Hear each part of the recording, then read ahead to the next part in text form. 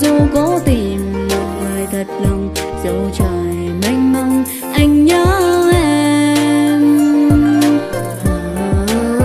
Chim kia về vẫn có đôi, sao chẳng dấu phù thề. Em ơi đừng xa cánh tôi, chân cố níu em về. Bình yên trên mái nhà, nhìn đời ngược dòng. Em còn bên anh có phải không?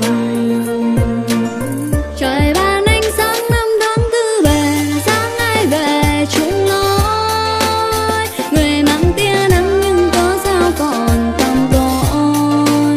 Một mai em lá vấp ngã trên đời thay đổi. Nhìn về anh, người chẳng khiến em lẻ loi.